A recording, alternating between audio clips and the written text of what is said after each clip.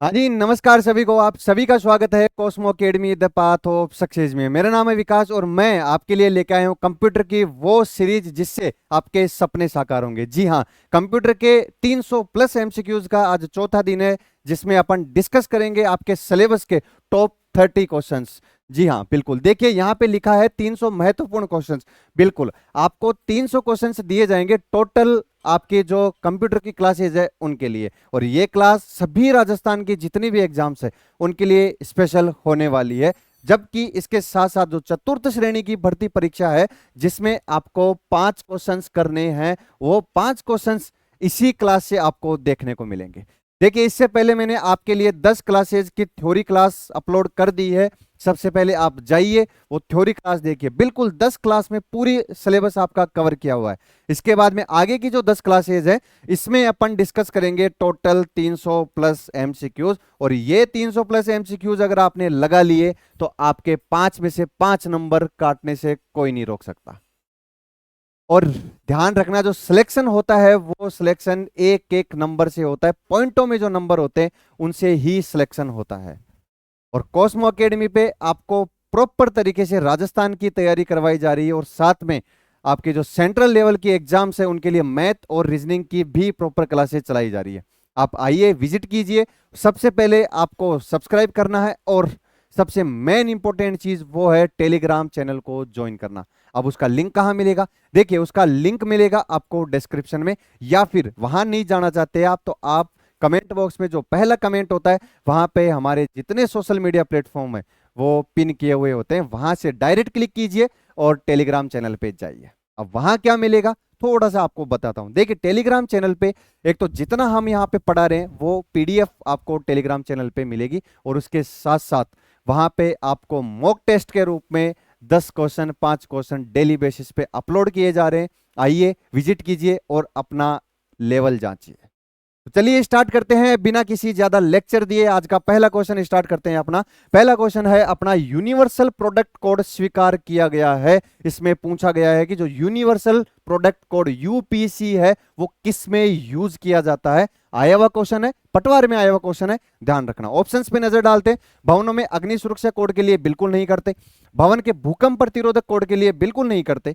Bar code के लिए, खाद्य सामग्री में मिलावट विरोध के लिए बिल्कुल नहीं करते। तो इसका आंसर हो गया बार कोड के लिए। जो आप बार कोड, आप जैसे मैं समझाता हूं बार कोड क्या होता है। आप कहीं गए, किसी मॉल वगैरह में कपड़ा लिया, कोई खाने का पैकेट लिया या कुछ भी लिया, उसके पीछे आप देखना जो वो एक ऐसी मशीन आती है बंदूक से टी बोलता है ना, ऐसे वही बार कोड होता है जिसमें आपको ऐसे लाइनें बनी हुई होती है, उसको बोलते हैं अपन बार कोड। उसको रीड करने के लिए यूपीसी यूनिवर्सल प्रोडक्ट कोड बनाया गया है। प्रोडक्ट से आप इसको थोड़ा सा याद कर सकते हो हिंट के रूप में कि प्रोडक्ट, आप कहीं जाते हो तो आप क्या खरीदते हो? आप प्रोडक्ट खरीदते हो। क्लियर? पहला क्वेश्चन अपना कंप्लीट। आगे देखते हैं, निम्नलिखित में से कौन सा एक सिस्टम सॉफ्टवेयर है? देखिए, सिस्टम सॉफ्टवेयर और एप्लीकेशन सॉफ्टवेयर, इनकी अलग से एक क्लास ली गई है जिसमें पूरा बताया गया है कि कौन सा सिस्टम सॉफ्टवेयर होता है और कौन सा एप्लीकेशन सॉफ्टवेयर होता है। क्वेश्चन आया अपने पास में सिस्टम सॉफ्टवेयर का।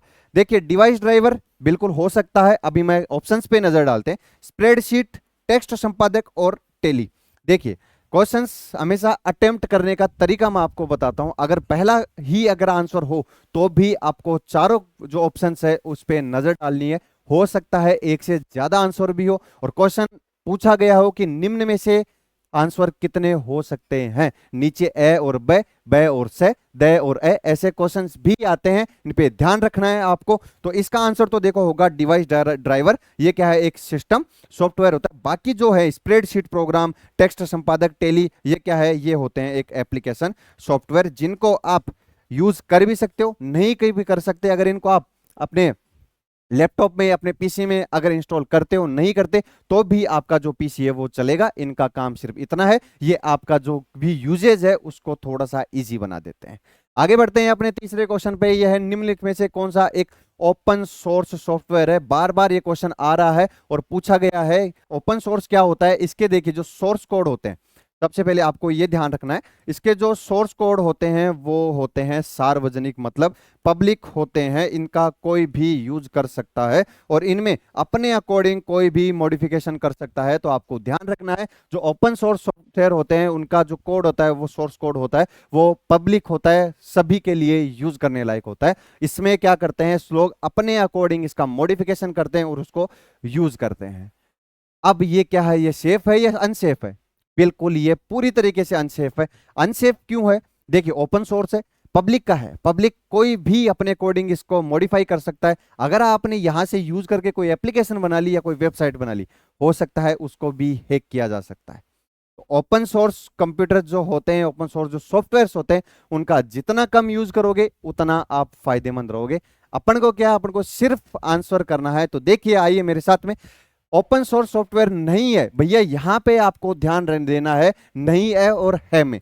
कई बार क्या होता है कि आप नहीं तो पढ़ते ही नहीं, आप पढ़ते हो है, पहला ऑप्शन मिलेगा सही, लगा दिया टिक, आपका गलत। ठीक है, तो इस पे आपको ध्यान देना है।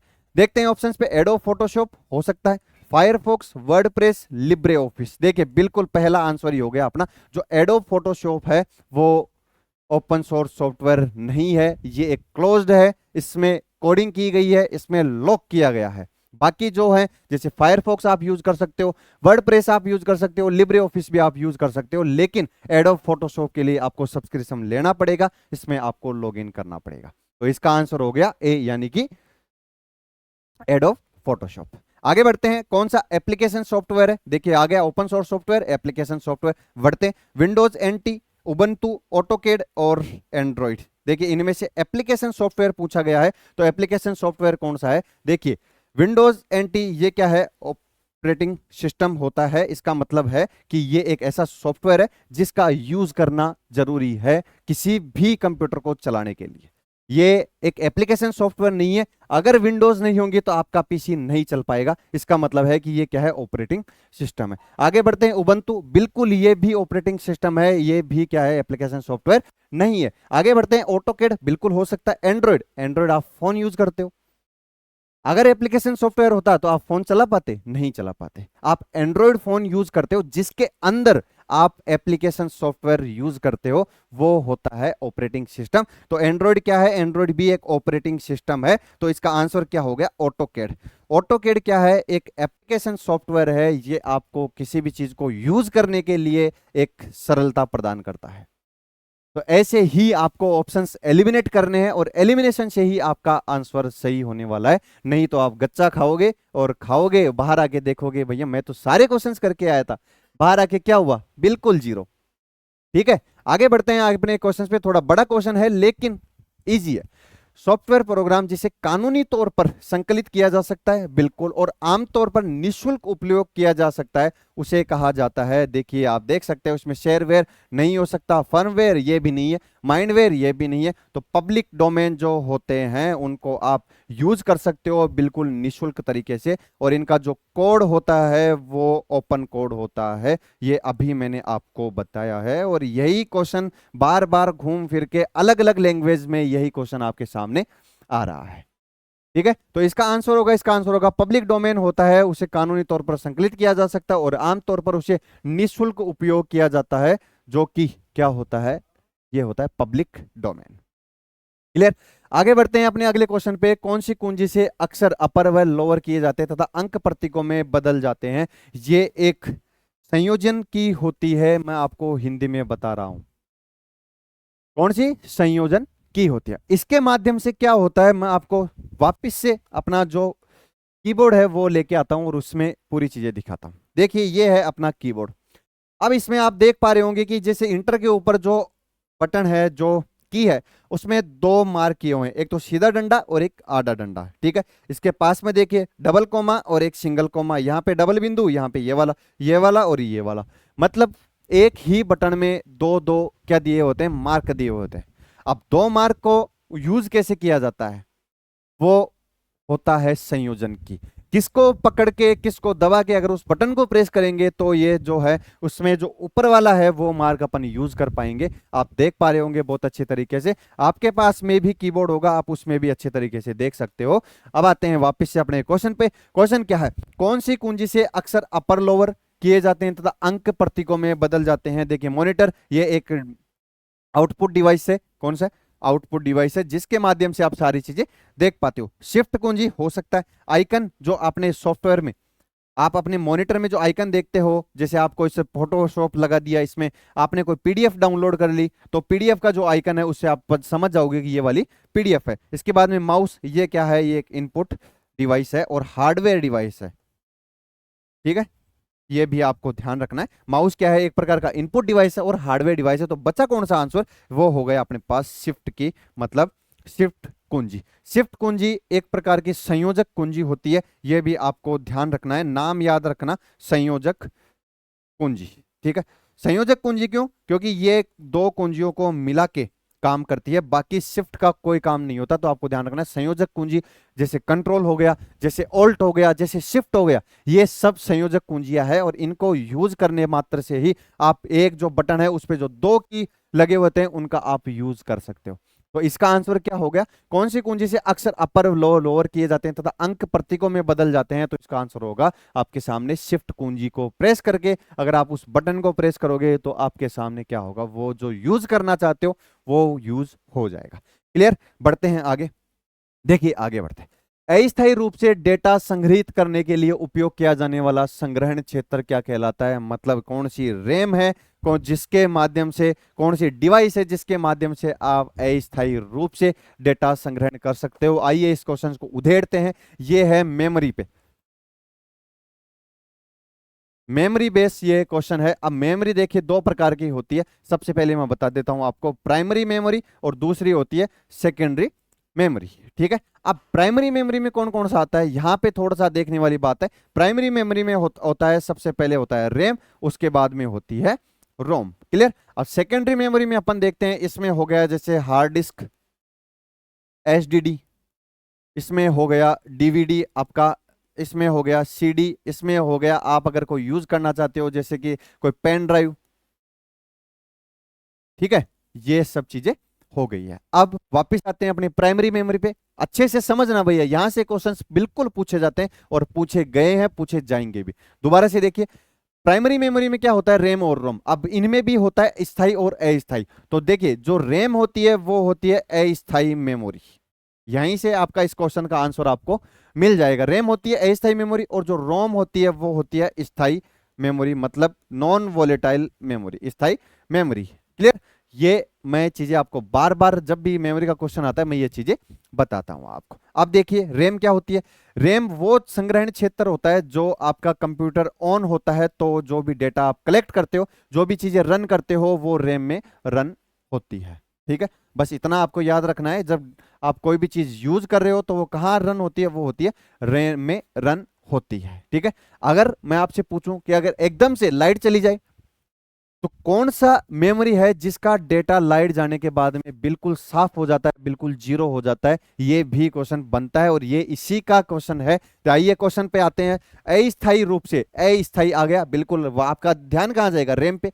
से डेटा संग्रहित करने के लिए उपयोग किया जाने वाला संग्रहण क्षेत्र क्या कहलाता है, इसमें रैम है, बफर है, एक्यूमुलेटर है, एड्रेस है, इनमें से कोई नहीं आएगा। इसका आंसर होगा रैम, जो कि अपन ने यहां पे डिस्कस कर चुके हैं। अपन ये वाली जो चीज मैंने बताई है यहां पे, इससे आपके कम से कम 5 से 7 क्वेश्चन सही हो सकते हैं, जो घुमा फिरा के कैसे भी पूछा जाए। लेकिन आपको अगर ये वाली चीज आपको याद है तो आप यहां से क्वेश्चंस बना सकते हो, मेमोरी के कोई से भी क्वेश्चन बना सकते हो। यहां पे मैं आपको एक चीज और बताता हूं, जो फ्लॉपी मेमोरी होती है, फ्लॉपी, वो कंप्यूटर में सबसे तेज मेमोरी होती है, सबसे तेज होती है, ठीक है। और ये काम क्या करती है, इसका भी मैं आपको बता देता हूं।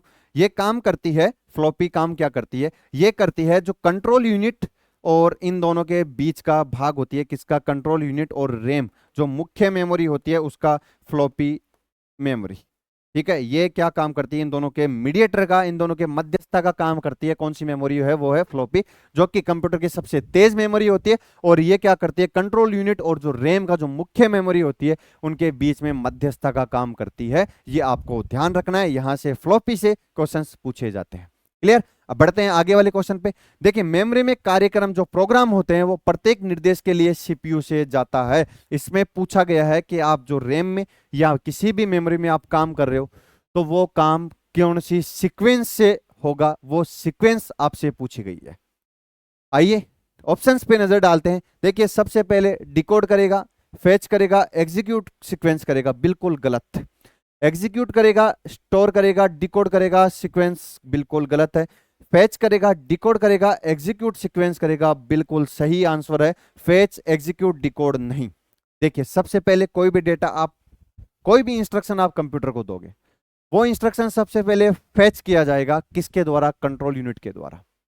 उसमें एक डिवाइस होता है अरिथमेटिक लॉजिकल यूनिट, उसके द्वारा वो डेटा फेच किया जाएगा। अब उसको गणना करनी है या दो जो चीज है उनके बीच में तुलना करनी है या कोई भी संक्रिया करनी है, अगर वो सब चीजें करनी है तो वो सारा डेटा सबसे पहले फेच किया जाएगा।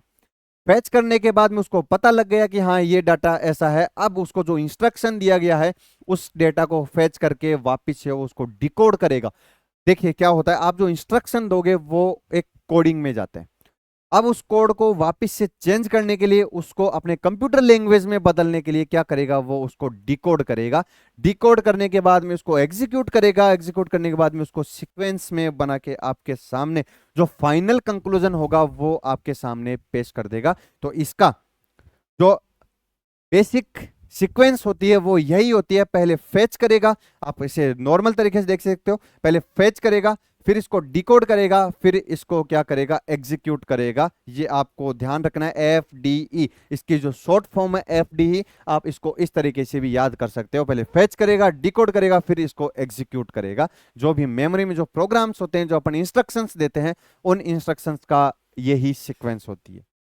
और ऐसे ही क्वेश्चंस आपके पूछे जाते हैं और आपको फंसाते जाते हैं, ऐसे ही क्वेश्चंस। बढ़ते हैं अपने आगे वाले क्वेश्चन पे।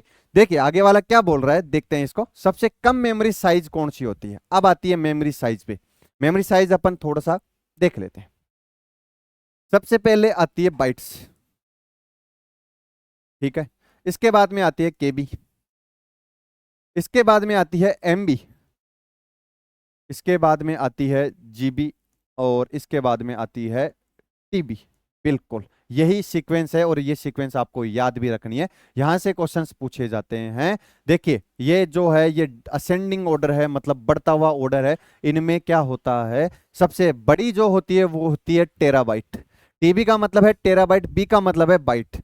देखिए 1024 बाइट जब होगी तब ये बनेगी 1 KB के बराबर, और 1024 KB जब बनेगी तो ये बनेगी 1 MB के बराबर, और जब 1024 MB बनेगी तो ये बनेगा 1 GB के बराबर, और जब 1024 GB बनेगा तो ये बनेगा 1 TB के बराबर। ठीक है, तो इसका मतलब आप देख सकते हो इनमें सबसे बड़ी मेमोरी कौन सी हुई, इनमें सबसे बड़ी मेमोरी हुई टेराबाइट, सबसे छोटी मेमोरी हुई, सबसे छोटी मेमोरी है बाइट्स। देखिए केबी का मतलब किलोबाइट, एमबी का मतलब मेगाबाइट, और जीबी का मतलब गीगाबाइट, और टीबी का मतलब टेराबाइट। आइए क्वेश्चन पे क्या पूछा गया है, सबसे कम मेमोरी साइज कौन सी होती है, टेराबाइट सबसे बड़ी होती है तो इसका आंसर नहीं होगा। गीगाबाइट ये क्या होती है, जस्ट टेराबाइट से नीचे की होती है।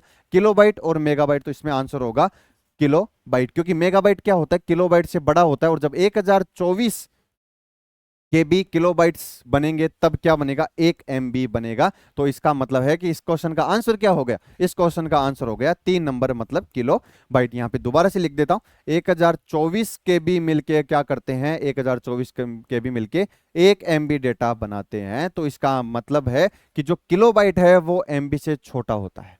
ये सीक्वेंस मैंने आपको यहाँ पे बता दी है, और ऐसे क्वेश्चंस पूछे जाते हैं जैसे राजस्थान पुलिस में, और आपके चतुर्थ श्रेणी परीक्षा है उसमें भी ऐसे क्वेश्चंस पूछे जा सकते हैं, क्योंकि आपका जो लेवल है चतुर्थ श्रेणी परीक्षा का जो लेवल है वो इस अकॉर्डिंग है, आपके जो सिंगल लाइन है वो क्वेश्चंस पूछे जाएंगे। क्लियर, बढ़ते हैं बिल्कुल आगे। कौन सा सर्वाधिक मेमोरी की साइज दर्शाता है, बिल्कुल यहां से आ गया। देखिए गीगाबाइट, अब इनमें देखिए टेराबाइट, गीगाबाइट, मेगाबाइट और किलोबाइट, तो आंसर हो गया टेराबाइट। ज्यादा टाइम वेस्ट नहीं करेंगे क्योंकि मैं यहाँ पे आपको समझा चुका हूं। बढ़ते हैं आगे। कौन प्राथमिक स्मृति युक्ति है, वहां पे बता चुका मैं आपको, रैम है वो प्राथमिक स्मृति है, और ये अस्थायी मेमोरी है जिसमें क्या होता है कि आपको प्रेजेंट टाइम में अगर आपको डेटा यूज कर रहे हो तो वो डेटा कहां पे रन हो रहा है, वो रैम में रन हो रहा है, जिसका फुल फॉर्म होती है रैंडम एक्सेस मेमोरी। और अगर ये अस्थायी मेमोरी है, अगर आपकी लाइट चली जाती है या कोई भी डिफॉल्ट होता है आपके पीसी में, तो सबसे पहला काम यही होगा, जो रैम का डेटा है वो बिल्कुल जीरो हो जाएगा, बिल्कुल साफ हो जाएगा। इतनी सी चीज आपको ध्यान रखनी है। क्लियर। बढ़ते हैं आगे वाले क्वेश्चन पे। निम्नलिखित में से वह कौन सी मेमोरी है, वापस मेमोरी का क्वेश्चन, जिसे डेटा प्रोसेसिंग के समय डेटा और संकेतों को संग्रहित करने के लिए सीपीयू द्वारा प्रयोग किया जाता है। देखिए, सहायक मेमोरी, द्वितीयक मेमोरी, प्राथमिक मेमोरी या तृतीयक मेमोरी, तो होता है प्राथमिक मेमोरी, जिसमें प्राथमिक मेमोरी में होता है आपके पास में रैम और दूसरी होती है रोम। ठीक है, तो जब भी डेटा प्रोसेसिंग करता है, यहां पे देखना डेटा प्रोसेसिंग के समय डेटा और जो संग्रहित करता है उसको कहां पे संग्रहण किया जाता है, तो वो प्राथमिक मेमोरी में संग्रहण किया जाता है। क्लियर। मेमोरी से रिलेटेड क्वेश्चंस बिल्कुल इजी तरीके से आप बना लोगे। आगे बढ़ते हैं। मेमोरी जो स्थितिक और गैर परिवर्तनशील नॉन वोलेटाइल दोनों है, स्थितिक स्टैटिक और गैर परिवर्तनशील नॉन वोलेटाइल मैंने बताया था, याद करिए। रैम बिल्कुल ये अस्थायी मेमोरी है, और यहां पे लिखा है स्थायी मेमोरी, स्थितिक या स्थायी सेम होते। आगे बढ़ते हैं। BIOS basic input output system BIOS होता है जब आप सिस्टम को ऑन करते हो तो सबसे पहले कौन बूट करता है, वो करता है BIOS basic input output system. Answer आ गया अपना रोम, इसका सही आंसर है रीड ओनली मेमोरी, जो कि स्टैटिक स्टैटिक होती है और गैर परिवर्तनशील मतलब नॉन वोलेटाइल होती है, जिसको आप रीड कर सकते हो, उसमें आप परिवर्तन नहीं कर सकते हो, वो होती है रोम रीड ओनली मेमोरी। क्लियर। आगे बढ़ते हैं आगे वाले क्वेश्चन पे। कौन सा है, ऑपरेटिंग सिस्टम फाइल सिस्टम को किसके लिए अधिकृत करता है। अब आगे ऑपरेटिंग सिस्टम के क्वेश्चन को दोबारा पढ़िए। ऑपरेटिंग सिस्टम ये फाइल सिस्टम को किसके लिए अधिकृत करता है, मतलब किसके लिए इसको प्रोग्राम करता है। क्वेश्चंस के ऑप्शंस देखते हैं। फाइल के गुण के आधार पर पुनः क्रम में लगाना, डायरेक्टरी का निर्माण अभिगमन को कायम रखना तथा फाइल को अनधिकृत अभिगमन से बचाना, फाइल के एक्सटेंशन को बदलना, या फाइल का एक कंप्यूटर से दूसरे कंप्यूटर में स्थानांतरण। बिल्कुल एक गलत है, 3 गलत है, 4 गलत है, इसका आंसर होगा 2। इसका मतलब है डायरेक्टरी का निर्माण करना, अभिगमन को कायम रखना तथा फाइल को अनधिकृत अभिगमन से बचाना, मतलब अनधिकृत जो प्रोग्रामिंग है उससे बचाना। ये किसका काम है, ये काम है आपके ऑपरेटिंग सिस्टम का। देखिए बिल्कुल इजी क्वेश्चन है, लेकिन इसकी लैंग्वेज को इतना टफ कर दिया गया है कि आप सोच रहे हो भैया ये कौन सा क्वेश्चन आ गया। दोबारा से पढ़िए और इसको समझिए। इतना ध्यान रखिए कि ऑपरेटिंग सिस्टम क्या काम करता है। ऑपरेटिंग सिस्टम काम करता है डायरेक्टरी का निर्माण करना, मतलब आप कौन सा इंस्ट्रक्शन देते हो और उसको कौन सा फेच करना है डेटा, कौन सा डिकोड करना है, उसका निर्माण कौन करता है, वो करता है ऑपरेटिंग सिस्टम। इसके बाद में अभिगमन को कायम रखना, जो प्रोग्रामिंग हो रही है अंदर उसको बरकरार रखना, उसमें कोई भी चेंजेस नहीं करना। आगे बढ़ते हैं। तथा फाइल को अनधिकृत अभिगमन से बचाना। अनधिकृत अभिगमन का मतलब होता है कि जो आपने इंस्ट्रक्शन दिए हैं क्या वो काम सही कर रहा है, अगर नहीं कर रहा है, वो कहीं इधर उधर भाग रहा है, तो उसको कौन बचाता है, उसको ऑपरेटिंग सिस्टम बचाता है, किसी भी चीज को अनधिकृत अभिगमन से जुड़ने से। क्लियर। तो ऑपरेटिंग सिस्टम क्या होता है, एक बोन होती है, एक रूट होती है, एक जड़ होती है जो आपके सिस्टम को बचा के रखती है। बिल्कुल। बढ़ते हैं आगे वाले क्वेश्चन पे। कंप्यूटर सिस्टम पर एक साथ कई उपयोगताओं यूजर्स को कार्य करने की सुविधा प्रदान करता है। ऐसा कौन सा ऑपरेटिंग सिस्टम है जो एक साथ में कम से कम 10, 15, 20 या 2 भी हो सकते हैं, एक नहीं हो सकता, 2 भी हो सकते हैं, 3 भी हो सकते हैं, 10 भी हो सकते हैं, 100 भी हो सकते हैं, तो वो उनको यूज करने के लिए डेटा प्रोवाइड करवाता है। ऑप्शंस पे नजर डालते हैं। बैच यूजर नहीं हो गया, multi user operating system, multi boot, real time, तो ये होगा मल्टी यूजर। आपको क्या है, आपके जो ऑप्शंस है वहीं पे आपको क्या मिल जाएगा, आपके क्वेश्चन का आंसर मिल जाएगा। बस आपको अच्छे तरीके से वहां पे पढ़ना है, अच्छे तरीके से समझना है क्वेश्चन को, आसानी से आपके सारे क्वेश्चंस बनेंगे। ठीक है। कौन सा ऑपरेटिंग सिस्टम है जो मल्टी यूजर्स को कार्य करने की सुविधा प्रदान करता है, वो है multi user operating system. Clear. आगे बढ़ते हैं। लिनक्स ऑपरेटिंग सिस्टम आरटीओएस को किसके द्वारा जाना जाता है। इसमें पूछा गया है कि आरटीओएस की फुल फॉर्म क्या है। यह है रियल टाइम ऑपरेटिंग सिस्टम। दोबारा से सुनना, आरटीओएस की फुल फॉर्म क्या है, रियल टाइम ऑपरेटिंग सिस्टम। इसका मतलब है रियल टाइम ऑपरेटिंग सिस्टम जो कि क्या करता है, रियल टाइम में आप जो काम कर रहे हो फिलहाल में जो रियल टाइम में उसका डेटा आपको सामने एग्जीक्यूट कर रहा है, आपके सामने उसको प्रस्तुत कर रहा है, वो होता है रियल टाइम ऑपरेटिंग सिस्टम। और लिनक्स ऑपरेटिंग सिस्टम जो कि आरटीओ को किसके रूप में जाना जाता है, multi real time operating system. इसका आंसर होगा ऑप्शन नंबर 3। इसका फुल फॉर्म आपको याद रखनी है। बढ़ते हैं आगे। किस प्रकार का ऑपरेटिंग सिस्टम एक से अधिक माइक्रो प्रोसेसर का उपयोग करता है? देखिए, एक से अधिक माइक्रो प्रोसेसर, इसका मतलब होता है कि इसमें कहीं ना कहीं मल्टी शब्द जरूर जुड़ेगा। यही है क्वेश्चंस को पहचानने की तरीका। देखिए वापस से क्वेश्चन को पढ़िए। किस प्रकार का ऑपरेटिंग सिस्टम एक से अधिक आ गया, इसका मतलब मल्टी यूजर हो गया, माइक्रो प्रोसेसर का उपयोग करता है। रियल टाइम ऑपरेटिंग सिस्टम बिल्कुल नहीं हो सकता। Multi processing operating system, multitasking बिल्कुल नहीं हो सकता, मल्टी यूजर बिल्कुल नहीं हो सकता। तो इसका आंसर हो गया 2 number option, multi processing operating system ये होता है जो एक से अधिक माइक्रो प्रोसेसर को यूज करता है। ये आपको ध्यान रखना है, यहीं से आपके क्वेश्चंस बनते जाएंगे। आगे बढ़ते हैं। निम्न में से कौन सी एक open source time sharing operating system है? Open source time sharing operating system है। देखिए एमएस डॉस नहीं है, लिनक्स बिल्कुल, विंडोज बिल्कुल, यूनिक्स बिल्कुल। ये अपने 4 ऑप्शन है, तो इनका आंसर होगा अपने पास में ये होगा एमएस डॉस, जो कि open source time sharing operating system है। ज्यादा टाइम नहीं खपाएंगे, अपन सारी चीजें देख चुके हैं। निम्न में से कौन सा फॉन्ट स्टाइल नहीं है? फॉन्ट स्टाइल, जब आप कोई डॉक्यूमेंट बनाते हो, जब आप कोई पीपीटी बनाते हो, जब आप कोई एक्सेल में काम करते हो, तो आपको फॉन्ट उसमें ऐड करते हो, तो फॉन्ट साइज आपको देखनी है।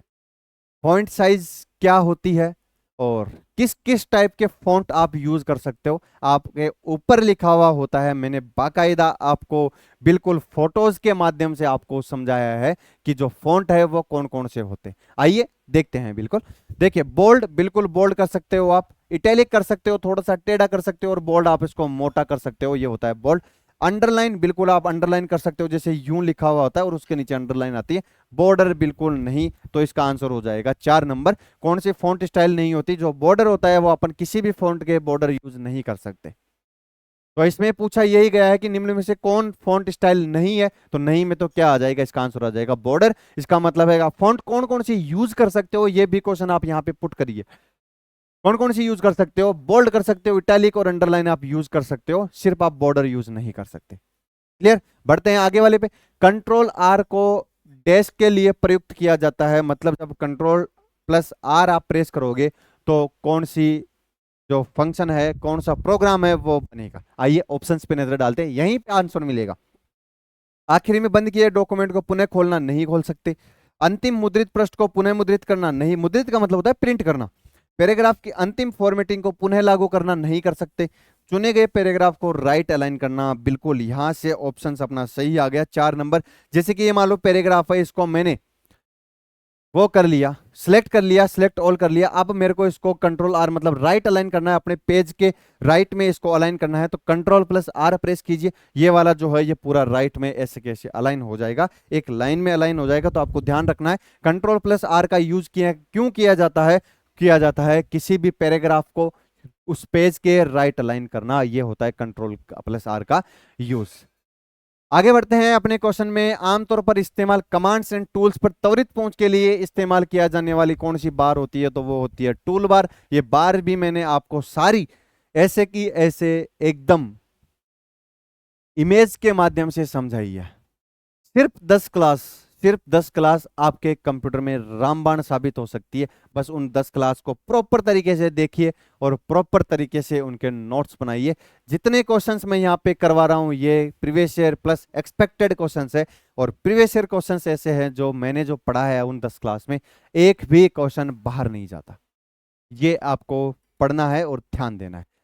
ठीक है, इस क्वेश्चन पे अपन आंसर कर लिए। होता है टूल बार, जिसमें कमांड्स एंड टूल्स पर त्वरित पहुंच अपन कर सकते हैं, सिंगल क्लिक से अपन वहां पे पहुंच सकते हैं। आगे बढ़ते हैं। ऑटो करेक्ट मूल रूप से किन शब्दों को बदलने के लिए बनाया जाता है? ऑटो करेक्ट मतलब आपने क्या किया, कोई भी फंक्शन टाइप किया, अब आपकी मीनिंग गलत हो गई, उस मीनिंग को सुधारने के लिए ऑटो करेक्ट यूज किया जाता है। तो इसका आंसर होगा जो गलत वर्तनी होती है उसको सही करने के लिए ऑटो करेक्ट नाम से एक ऑप्शन आता है। उस ऑटो करेक्ट के माध्यम से आप उस मीनिंग को सही कर सकते हो, क्योंकि पूरी की पूरी डिक्शनरी इनमें MS जो ऑफिस है, MS वर्ड है, MS डॉक्यूमेंट्स है, MS डॉस है, MS एक्सेल है और MS पावर पॉइंट है, इन सभी में पूरी की पूरी डिक्शनरी समाहित है। जैसे ही आप गलत वर्तनी टाइप करोगे और ऑटो करेक्ट पे टाइप करोगे तो वो आप जो जानना चाहते हो, आपके जो मन के भाव है, ये मन के भाव ये आसानी से समझ लेता है कंप्यूटर। आजकल AI बेस हो गया, आर्टिफिशियल इंटेलिजेंस पे कंप्यूटर आधारित हो गए। तो ये थे अपने 30 क्वेश्चंस और चौथी क्लास है। टोटल 10 क्लास में आपके 300 क्वेश्चंस हैं वो कंप्लीट कर दिए जाएंगे और इन्हीं क्वेश्चन से आपके एग्जाम में 5 में से 5 नंबर आएंगे। बस आपको ध्यान रखना है, सबसे मेन इंपॉर्टेंट है आपको ये जो टेलीग्राम है ये ज्वाइन करना है। इसके बाद में अगर आपको शॉर्ट वीडियोस देखने हैं तो आपको इंस्टाग्राम और फेसबुक भी आप ज्वाइन कर सकते हो और PDF डाउनलोड करने के लिए आपको टेलीग्राम पे आना ही पड़ेगा। इसके अलावा और कोई ऑप्शन नहीं है। फिलहाल में जितनी भी PDF हैं ये सारी फ्री ऑफ कॉस्ट दी जा रही है। कुछ दिनों बाद में यही PDF आपको पेड दी जाएगी। तो इससे अच्छा है जब तक आपके पास में फ्री ऑफ कॉस्ट का मौका है उस मौके को गवाइए मत। आइए टेलीग्राम चैनल ज्वाइन कीजिए और हमारे साथ जुड़िए। आज का ये लेक्चर यहीं खत्म करते हैं। ठीक है दोस्तों, राम राम।